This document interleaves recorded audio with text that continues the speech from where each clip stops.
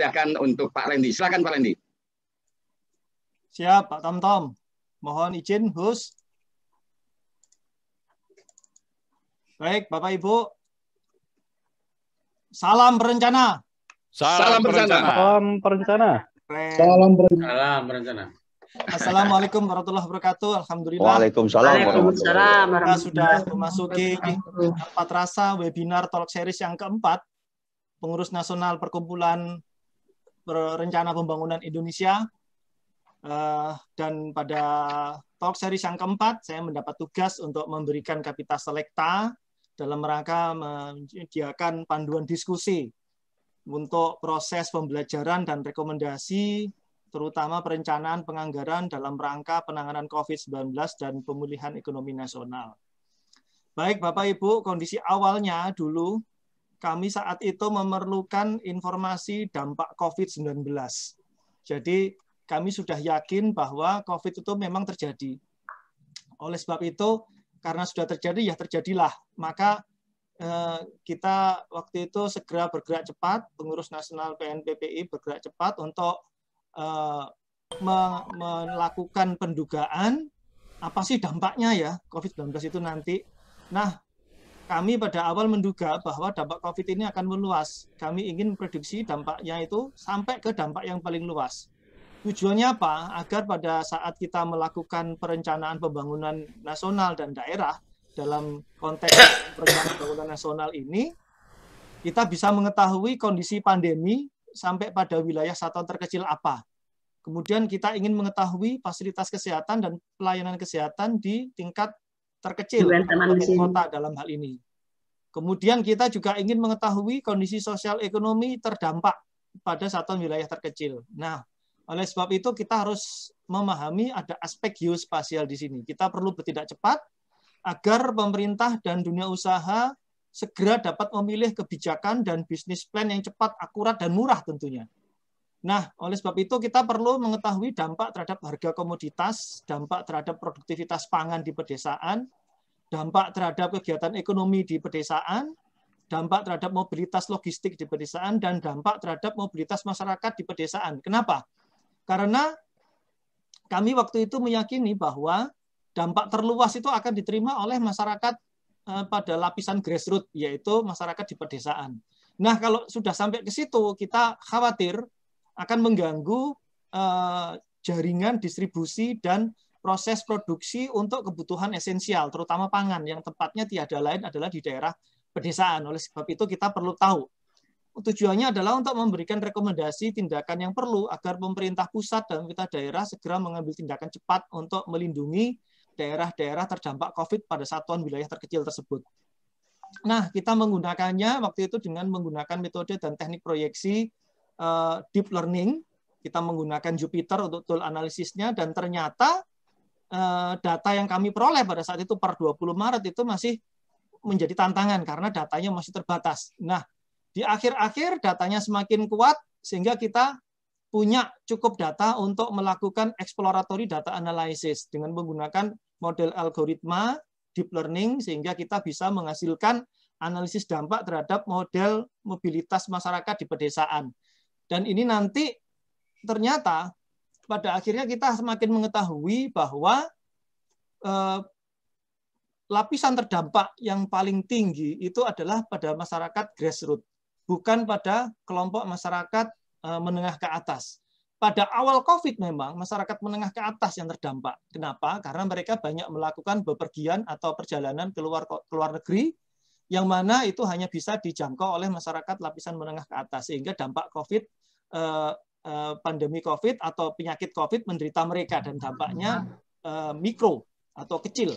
Nah, sekarang dampaknya makro, meluas ke seluruh lapisan masyarakat, dan semua masyarakat rentan terjangkiti oleh COVID. Nah, berdasarkan prediksi kami menggunakan algoritma moving average dengan moving average 7 harian, moving average 14 harian, MA14, maupun moving average 60 harian, 2 bulanan, maka kita mengetahui pada saat awal itu kondisi COVID itu masih dapat dikatakan flat, atau kita punya kemungkinan menurunkan atau kita punya kemungkinan untuk menurunkan pandemi ini di akhir Oktober 2020 itu bisa terkendali. Nyatanya setelah kita melakukan analisis lebih lanjut dengan menggunakan analisis persebaran pandemi di awal COVID, kita mendapatkan kenyataan bahwa ternyata pandemi COVID ini meluas. Justru semakin meluas. Jadi semakin ke Oktober 2020 itu semakin meluas. Ini yang perlu mendapatkan penanganan segera.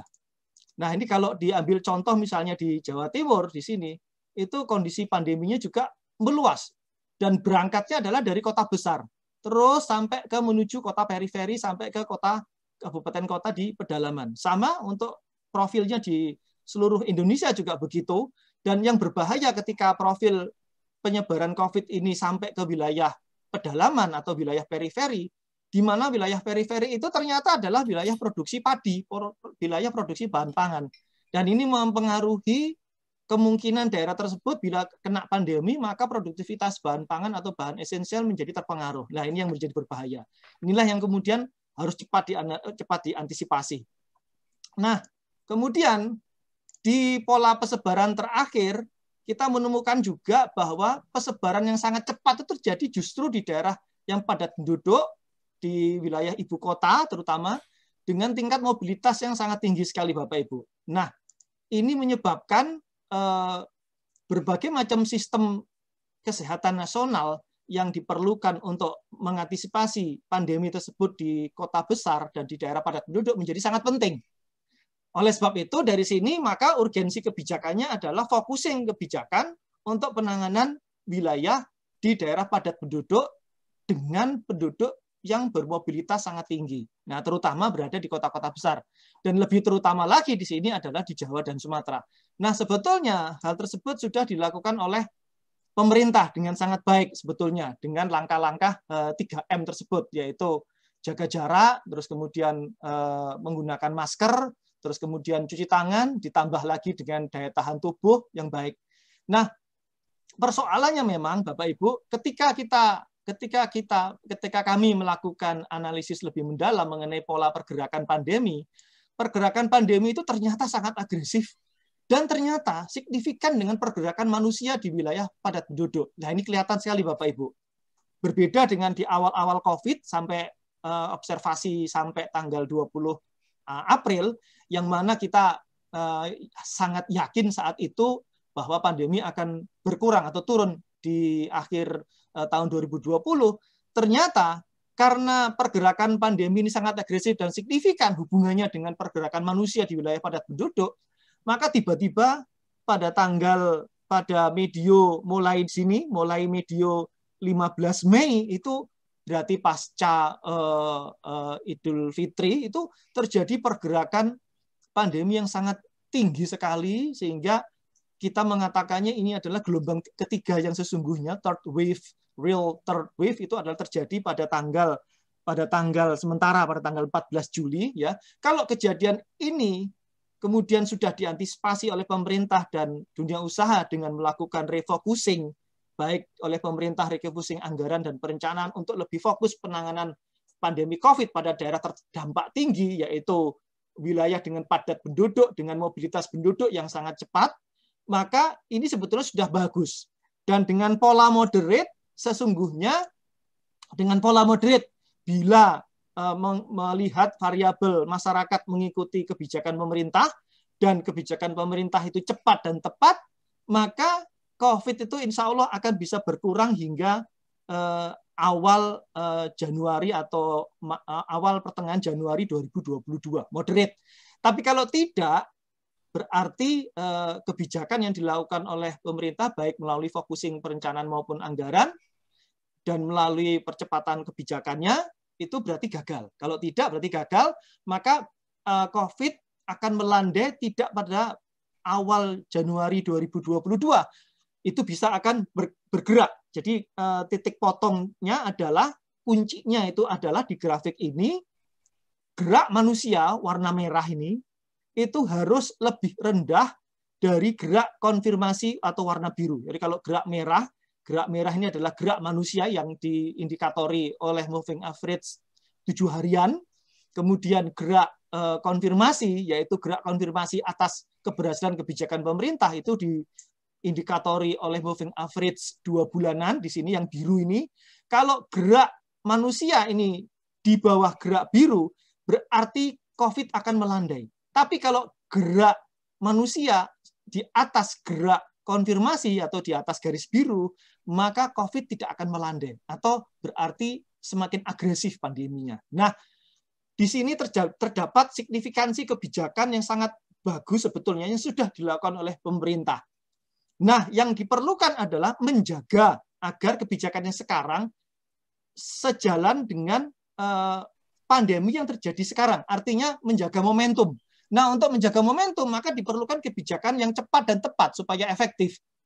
Kebijakan cepat dan tepat itu tentu perlu direkam atau dibukukan dalam, kalau nasional, yaitu dalam RKP tahunan, dan kalau daerah di dalam RKPD. Nah, persoalannya apakah perencanaan pembangunan dan perencanaan anggaran yang pro pada penanganan COVID ini sudah perlu fokus, sudah fokus.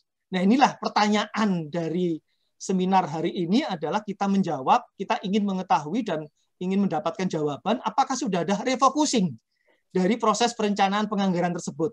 Apakah sudah ada proses realokasi ke arah penanganan COVID yang tepat? Dan yang paling penting adalah upaya penghematan yang sudah dilakukan oleh pemerintah pusat dan mungkin di beberapa pemerintah daerah yang sudah dilakukan itu apakah sudah memperoleh fokus pada penanganan COVID? Fokus sendiri sebetulnya akan kurang kalau kita melihat arah berikutnya. Apakah arah perencanaan pengembangan tersebut sudah menjadi fokus sesuai kebutuhan atau belum? Nah, fokus tapi bisa jadi belum sesuai kebutuhan. Nah, ini yang perlu menjadi pertanyaan kita, sehingga dalam webinar kali ini kita perlu jawaban itu, apakah sudah fokus sesuai dengan sasarannya. Jangan sampai misalnya daerah yang memiliki pandemi terluas dan teragresif itu adalah Jawa dan Sumatera, namun misalnya kebijakannya justru dilakukan di daerah lain. Nah itu, atau obatnya yang tersedia di daerah pandemi dengan agresif itu ternyata nggak ada. Nah itu. Nah, sehingga pertanyaannya adalah apakah perencanaan bangunan dan perencanaan penganggaran COVID tersebut sudah fokus, sudah sesuai dengan sasaran. Nah ini. Kemudian kebijakannya juga kalau sudah sesuai sasaran akan muncul pertanyaan lagi. Apakah sudah cepat dilaksanakan? Nah jangan sampai pada saat eksekusi kebijakannya sudah benar nih. Perencanaan penganggaran sudah fokus. Penganggarannya sudah sesuai sasaran. Sudah tepat nih. Duit dan kebijakannya sudah ada nih di Jawa Timur. Tapi ternyata realisasinya ternyata rendah. Ternyata eksekusinya rendah. Ternyata delivery mekanismenya kurang cepat. Nah, ini yang akan menghambat upaya melindungi kesehatan masyarakat, menghambat pelaku dunia usaha untuk berkembang atau tetap hidup selama masa pandemi, dan bahkan juga mungkin tidak mampu mempertahankan daya beli masyarakat rentan. Yang masyarakat rentan ini tambah miskin. Nah, ini pertanyaan ini juga perlu kita sampaikan dalam webinar ini, kita perlu jawaban. Nah, nanti para narasumber akan mencoba untuk menyuguhkan beberapa bukti bahwa ini sebetulnya insya Allah jangan sampai terjadi, ya. Jadi yang kita harapkan adalah dengan perencanaan penganggaran yang fokus COVID sudah sesuai sasaran, eksekusinya juga cepat sehingga mampu melindungi kesehatan masyarakat, mampu mempertahankan ekonomi pelaku usaha, dan mampu mempertahankan daya beli masyarakat rentan. Sehingga apa yang dilakukan oleh pemerintah melalui berbagai macam jenis PSBB, PPKM ini itu mampu berimplikasi. Dan tapi tetap harus dipikirkan agar ini juga implikasinya juga tepat sasaran. Nah, ini yang kemudian kita soroti, apakah kinerja penyerapan anggaran dapat membuktikan bahwa kecepatan penanganan terhadap pandemi COVID ini bisa terbukti. Nah, ini sebagai contoh di sini kami suguhkan suatu data di sini bahwa kasus baru COVID, terutama yang varian Delta itu justru menyebar pasca Lebaran ini semakin naik.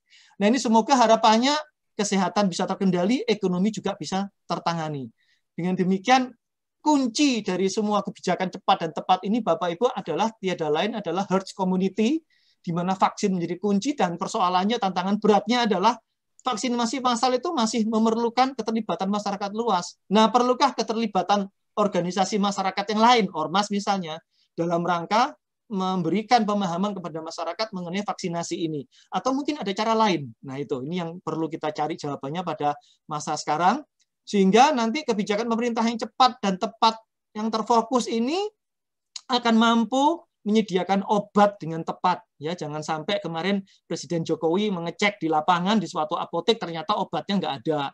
Terus kemudian jangan sampai tenaga kesehatan semakin banyak semakin menjadi korban penyediaan tabung gas misalnya. Terus kemudian juga ketersediaan fasilitas kesehatan dalam menangani COVID. Ini sudah ada gerakan misalnya isolman dilakukan di rumah. Ini sebetulnya sudah cukup bagus. Kemudian ditambahi lagi dengan bantuan fasilitas untuk isolman. Bagi mereka yang isolman, itu ada bantuan dari pemerintah. Nah, kita akan lihat apakah kecepatan dari bantuan pemerintah yang sudah tepat sasaran ini dilakukan. Nah, di situ ada masalah lain. Selain di masalah perencanaan penganggaran, di masalah focusing penataan sasaran, kalau sasaran ini sudah tepat, kemudian eksekusinya bagaimana? Ini apakah sudah tepat juga? Nah, inilah yang akan kita mencari jawabannya dalam diskusi ini, sehingga harapan dari diskusi hari ini, Bapak Ibu semua, kita akan memperoleh 3 tepat, 1 cepat. Tepat kebijakan, tepat perencanaan dan penganggaran, tepat penanganannya, berarti isu kelembagaan, dan cepat eksekusinya. Ini diindikatori oleh antara lain isu penyerapan dan delivery mekanismenya. Nah, semoga diskusi hari ini bisa memunculkan satu saran kecil dan memberikan kontribusi berguna buat pemerintah, sehingga penanganan pandemi COVID yang meliputi penanganan kepada dampak terhadap kesehatan, terus kemudian masyarakat tetap bisa melakukan kegiatan ekonomi, dan masyarakat rentan tetap dapat tertangani supaya tidak jatuh menjadi lebih rentan atau lebih miskin. Demikian Bapak Ibu pengantar diskusi dari saya, Kapita Selekta yang saya sampaikan, semoga bisa memberikan pemahaman mengapa kita berdiskusi di hari ini. Selamat berdiskusi dan saya kembalikan waktu kepada Pak Tom sebagai moderator. Mangga Pak Tom. Mangga, terima kasih Pak Randy yang sangat luar biasa. Dari apa yang dipaparkan oleh Pak Randy, saya menangkap ada 2 hal. Ada yang tidak bisa kita kendalikan kontemplasi ini, yaitu takdir Tuhan. Nah, jadi kematian itu tidak bisa dimajukan dan tidak bisa dimundurkan. Tetapi kita sebagai manusia, khususnya perencana, kita bisa mengendalikan bagaimana kurva COVID itu tidak terus meningkat. Nah, untuk itu maka tadi ditawarkan oleh Pak Randy beberapa kebijakan dan yang hari ini akan kita bahas bersama. Untuk itu, selesai ini kita akan memasuki 4 pembicara yang hebat, ya, yang akan menjawab apa yang disampaikan Pak Randy. Nah, diantaranya adalah dari pihak pemerintah pusat, yang akan diwakili dari Bappenas, Pak Leonardo, kemudian juga ada dari daerah, yaitu dari Bapeda Jawa Barat, dan juga ada yang melihat dari perspektif yang lain, yaitu dari asosiasi pengusaha dan juga dari lembaga independen yang bergerak di dalam masalah riset ya kaitan dengan ini. Nanti kita akan melihat potret Indonesia itu seperti apa yang kaitannya dengan Pak Randy. Untuk itu